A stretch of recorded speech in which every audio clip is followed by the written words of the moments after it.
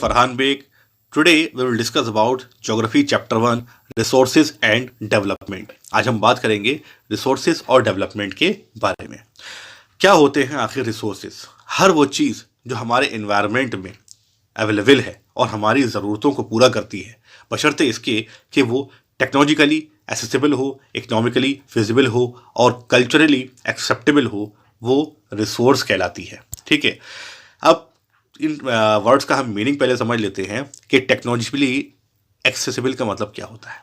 देखिए, कोई भी ऐसी चीज़ जो टेक्नोलॉजी को इस्तेमाल करके कम दामों पर, कम कीमत पर एक्सट्रैक्ट की जा सके, निकाली जा सके या फिर बनाई जा सके, वो टेक्नोलॉजिकली एक्सेसिबल है, यानी टेक्निक का यूज़ करके हम आराम से वो चीज़ अवेलेबल कर सकें। दूसरा है इकोनॉमिकली फिजिबल। इसका मतलब क्या है? यानी कोई भी चीज़ जो हमारी जद में हो, यानी कि सपोज एक कोई शू है, वो 100 रुपये का है और एक शू 10,000 रुपये का है, तो इंडिया की जो 90% जनता है वो क्या करेगी? 100 रुपये वाला शू प्रेफर करेगी, पर जो 10,000 रुपये का शू है वो सिर्फ 10% लोग ही पहन सकते हैं। तो ये क्या है? इकोनॉमिकली चीज़ कोई भी बने वो लोगों की जद में हो, ठीक है, फिजिबल हो। ठीक, तो ये बात समझ में आ गई। अब है कल्चरली एक्सेप्टेबल। कल्चरली एक्सेप्टेबल का मतलब क्या है? यानी कि 1857 रिवॉल्ट हुआ था, आपने हिस्ट्री में शायद पढ़ा हो, नहीं पढ़ा है तो मैं आपको बता देता हूँ। उसमें क्या हुआ था? 1857 रिवॉल्ट में चर्बी वाले कारतूस जो थे वो इंट्रोड्यूस किए गए थे ब्रिटिश गवर्नमेंट के द्वारा, जिसमें दांत से खींच कर काट कर पिग की और काऊ की चर्बी से निर्मित जो कारतूस थे वो लोड करके फायर करने थे। तो इससे क्या होता है? दोनों ही समुदाय, हिंदू और मुस्लिम, इसको रिफ्यूज़ कर देते हैं कि हम इसको इस्तेमाल नहीं करेंगे। तो ये क्या था? कल्चरली एक्सेप्टेबल नहीं था। ठीक, दूसरा एग्जाम्पल ले लेते हैं। जैसे हमारे इंडिया में बहुत सारी जगहों पर जो है वो नॉन वेज प्रेफर नहीं करते, कई जगहों पर, ठीक है, पर बहुत सारी जगहों पर वेजिटेरियन जो खाना है वो हर जगह इस्तेमाल किया जाता है, ठीक है, लेकिन जो नॉन वेजिटेरियन खाना है वो हर जगह इस्तेमाल नहीं किया जाता। तो ये कल्चरली एक्सेप्टेबल नहीं है।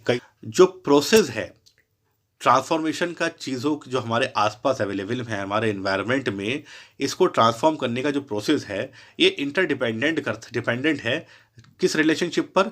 Between nature, technology and institutions. ठीक है, ह्यूमन बीइंग क्या करता है? नेचर से इंटरेक्ट करता है टेक्नोलॉजी के माध्यम से और क्रिएट करता है इंस्टीट्यूशंस को, जिससे कि एक्सलरेट हो जाती है हमारी इकोनॉमी, यानी हमारी इकोनॉमी का चक्र जो होता है, चक्का जो है वो बहुत तेज़ी से चल जाता है। क्या आपको ऐसा लगता है कि जो रिसोर्सेज हैं ये फ्री गिफ्ट हैं नेचर का हमारे लिए?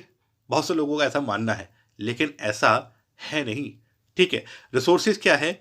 ये ह्यूमन एक्टिविटीज़ का जस्ट एक फंक्शन है। ह्यूमन बीइंग क्या करता है? सबसे पहले तो ये समझ लीजिए कि ह्यूमन बीइंग जो है वो खुद अपने आप में सबसे इसेंशियल कंपोनेंट है रिसोर्सेज का, क्योंकि अगर ह्यूमन बीइंग ना हो तो कोई भी चीज़ जो रिसोर्स कहला रही है वो रिसोर्स नहीं कहलाएगी, वो जस्ट ऐसे ही पड़ी रहेगी बेकार, उसको कोई इस्तेमाल करने वाला नहीं होगा, तो वो चीज़ बेकार है, ठीक है, यूजलेस है। तो ये क्या है? ह्यूमन बीइंग क्या करता है? जो भी चीज़ें अवेलेबल है हमारे आसपास एनवायरनमेंट में, इनको एक रिसोर्स बना देता है। उसको यूज़ करके, अगर यूज़ नहीं करेंगे तो रिसोर्स किस काम का? वो तो बेकार की चीज़ होगी।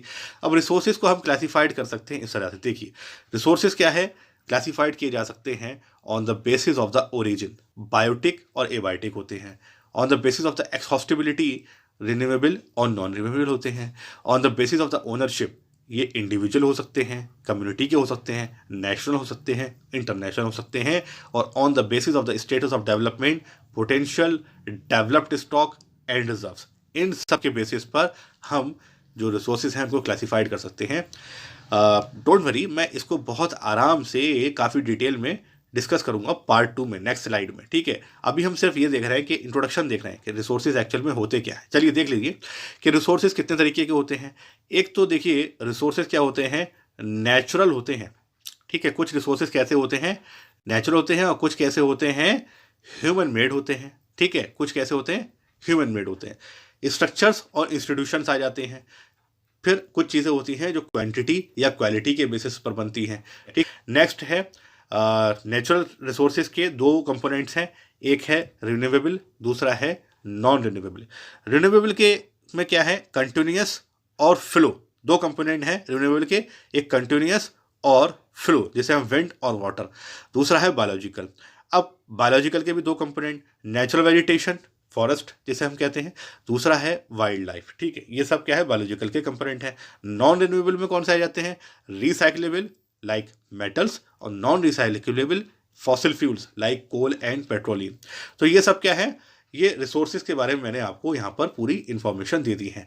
लेकिन इसके ऊपर डिटेल डिस्कशन हम अगले, मैंने आपको फिर बताया कि हम अगले पार्ट में करेंगे, नेक्स्ट स्लाइड में। ऐसे पसंद आए तो लाइक, सब्सक्राइब और शेयर का जरूर करें। अभी के लिए इतना ही।